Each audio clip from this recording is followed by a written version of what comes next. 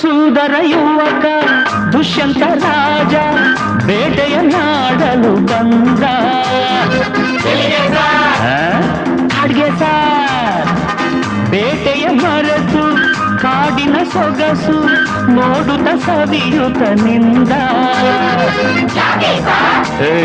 ಸುಮ್ಮನೆ ಸಾರ್ ಕಾಡಿನ ನಡುವೆ ಹುಣ್ಣಿಮೆಯಂತ ಸುಂದರ ಹುಡುಗಿಯ ಕಂಡ. ನಾನು ಇನ್ನು ನಿನಗೆ ಸ್ವಂತ, ಹೆಸರು ಶಕುಂತಲ ಅಂತ. ಬಂದ್ರು ಸಾರ್ ಬಂದ್ರು ಸಾರ್, ನೀನ ಶಕುಂತಲ ಅಲ್ಲ ನನ್ ಶಶಿಕಲಾ. ಯಾರನ್ನ ನೋಡ್ಬೇಕು, ನಿಮ್ಮನ್ನೇ ನೋಡ್ಬೇಕು. ಏನೋ ಬೇಕಾಗಿತ್ತು, ಅಡ್ಮಿಟ್